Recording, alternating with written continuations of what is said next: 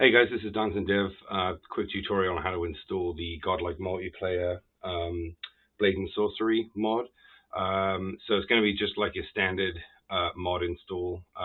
Once I get it up on Nexus, you download it from there, or you can get it from Drive right now. But you just drag the mod into your normal mods folder, just like you normally would. So it's totally normal. The extra step that you're going to want to do is to take a look at the level godlike multiplayer right here. It's just a JSON file. You're going to want to edit that and do two things. You need to make sure basically the server username and password is set up. So you can just type in whatever values are appropriate. The username can be anything. The password and the server obviously are important. Cool. So that's that part. All right, now we're back in Blade and Sorcery again. Got the mod loaded up, and I got my server stuff set. Once you get into the game, you'll notice this little janky thing appears right here in the home screen. And I didn't put any colliders on it because I was lazy. But basically, to start a game, what you do is you walk right here into the center of it. You stand there. It's like a thing that polls every second. And so that's it. Now you've created a game and you're inside the Blade and Sorcery map. And so, inside the Godlike multiplayer map. There's no spawn book when you come in this way, so you can't spawn characters. You can't spawn weapons, and there's obviously a couple on the rack right here you can use.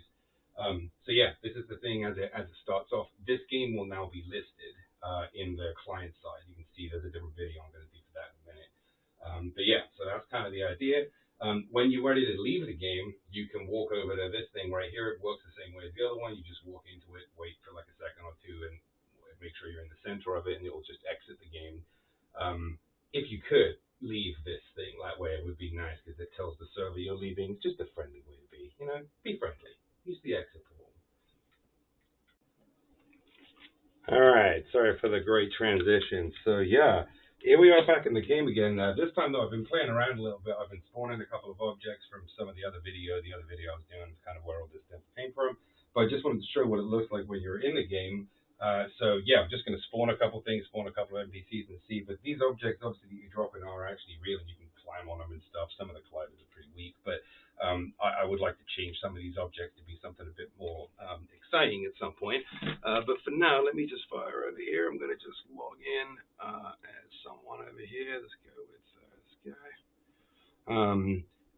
Yeah, I'll just see if I can drop a couple of extra blocks here just to show you kind of what happens. So if I'm looking here, dang it, sorry, waiting for mana.